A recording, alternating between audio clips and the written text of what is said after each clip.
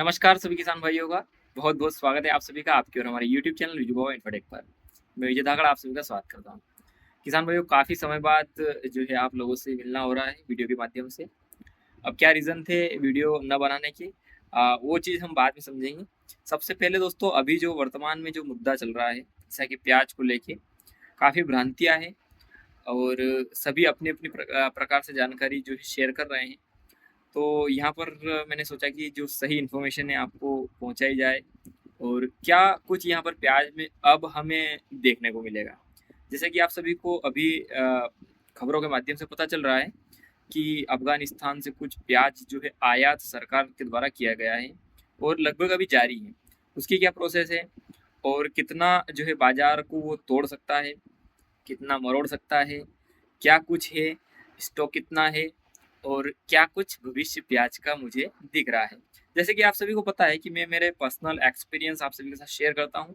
इसमें ना कोई आपका यहाँ पर पार्टिसिपेट रहता है, ना मैं इतनी श्योरिटी आपको देता हूँ। जो भी चीज़ें हैं वो हम क्लियर करके चलते हैं, उसके बाद थोड़ी-सी संभावनाएँ व्यक्त करते हैं।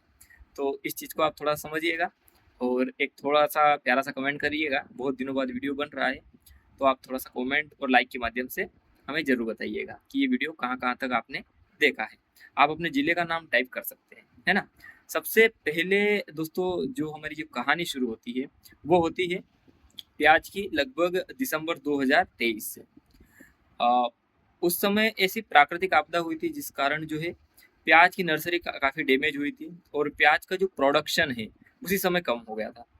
दूसरी आपदा किसानों को तब झेलना पड़ी जब हमने स्टॉक में जो प्याज डाल रखा था वो एक बड़े स्तर पर जो है प्याज पूरा का पूरा खराब हो गया है और उसमें जो है गर्मी और टेम्परेचर की वजह से काफ़ी किसानों के गोडाउन मतलब यहाँ पर खराब हो चुके हैं। ये दो सिचुएशन किसानों के साथ घटी और तीसरी जो घटना है वो अब वर्तमान समय में सरकार के द्वारा घटाई जा रही है, यानी कि सरकार उस चीज को निर्मित कर रही है किसानों के लिए। जैसा कि अफगानिस्तान से प्याज की आयात को मंजूरी जो है वहाँ की सरकार के द्वारा लिया गया है। 8,000 टन का जो है इनका प्रावधान हुआ है अभी। तो यहाँ पर ये देखना है, मुद्दे की बात यहाँ पर ये होगी कि प्याज के बाजार में इसका क्या प्रभाव पड़ेगा और आने वाले समय में हमें इसका प्रतिकूल प्रभाव यहाँ पर देखने को मिल रहा है या पॉजिटिव चीज़ें हमें देखने को मिलेगी। तो यहाँ पर मैं मेरा पर्सनल एक्सपीरियंस आपके साथ शेयर कर रहा हूँ। जैसा कि हमने 2019 से लगा करके 2023-24 तक जो एनालिसिस किया है, वीडियो के माध्यम से आप लोगों को सेवाएं दी है, उसमें बताया गया है 2019-20 में भी सेम सिचुएशन जो है यहाँ पर हमारे साथ घटी थी और उस समय भी जो प्याज की शॉर्टेज हुई थी।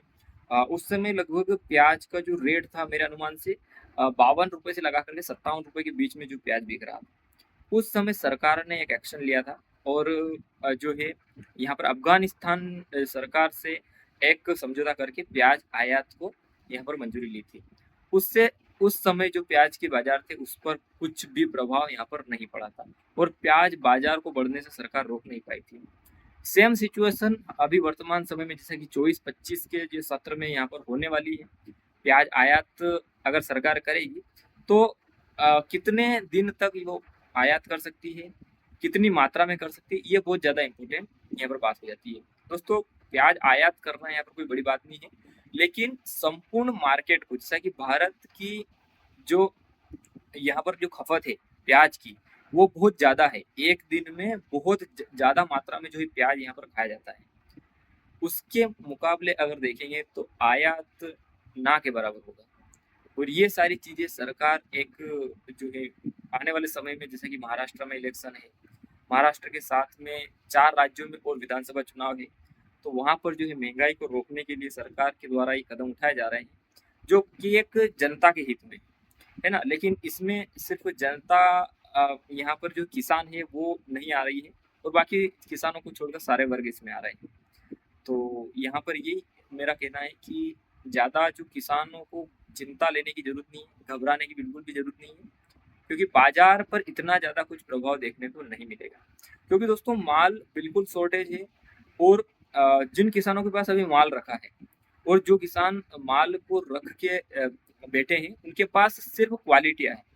क्योंकि अभी मई और जून में इतना प्याज जो है गोडाउन से बाहर निकला है, वो डैमेज माल था और अभी भी लगभग लगभग मंडियों में डैमेज माल हमें देखने को ज़्यादातर मिल रहा है। खैर अभी क्वालिटी आना शुरू हो गई है तो वो अच्छे रेट में बिक रही है।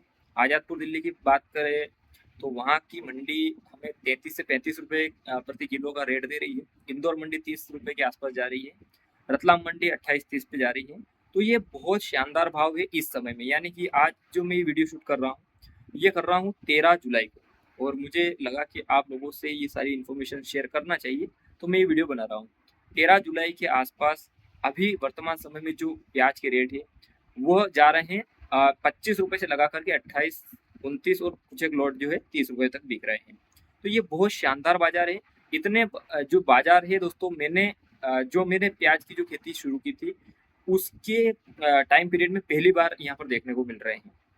इस बात को आप थोड़ा समझिएगा कि 2019 के बाद में जुलाई में 30 रुपये 35 रुपये प्याज होना बहुत बड़ी बात है। तो आप उस चीज़ को थोड़ा सा समझिएगा, धीरे धीरे करते हुए अपने प्याज को रिलीज कीजिएगा मार्केट में। इस बार बहुत अच्छे रेट जो है किसानों को मिलने वाले हैं। और रही बात सरकार की, रही बात इलेक्शन की, तो सरकार अपना काम करेगी, लेकिन हम सभी किसानों को यहाँ पर एक यूनिटी बना के चलना है।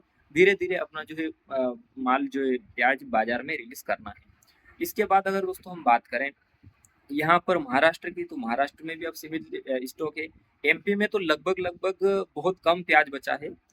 20 से 25% स्टॉक हम मान सकते हैं, क्योंकि जो मई में जो टेम्परेचर जो बढ़ा था उसमें बहुत सारा प्याज जो है अपनी जगह पे ही खत्म हो गया है, और जहाँ गोडाउन के गोडाउन पूरे के पूरे किसानों को फेंकने पड़े। और बात करें हम राजस्थान की, तो राजस्थान में प्याज है तो सही लेकिन बहुत कम मात्रा में, यानी कि अब कुल मिला के अगर हम बात करें तो यहाँ से अगर हम बात करेंगे तो जुलाई से अगस्त, सितंबर, अक्टूबर और नवंबर 4 महीनों में जो प्याज का जो यहाँ पर खेला होगा वो सिर्फ 4 महीनों में होगा। तो ये 4 महीने अपने को पूरा पेशेंस के साथ रखना है।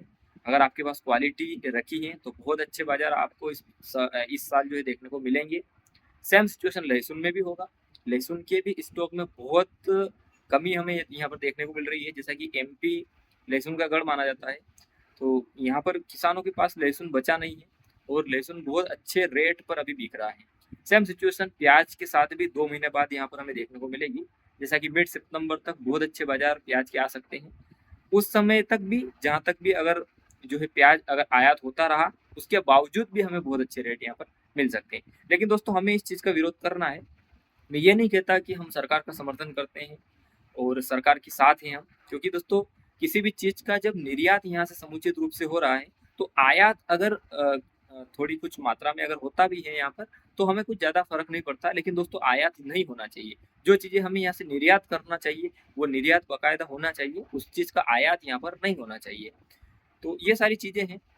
और नेफेड की बात करेंगे, नेफेड की खरीदी की, तो इस साल जो है सरकार चुनावी मुद्दों को लेके बहुत ज़्यादा सक्रिय रही थी, तो नेफेड की खरीदी सही से हो नहीं पाई। सही से क्या, यहाँ पर तो हमारे एमपी में तो यहाँ पर नेफेड की खरीदी लगभग लगभग ना के बराबर हुई।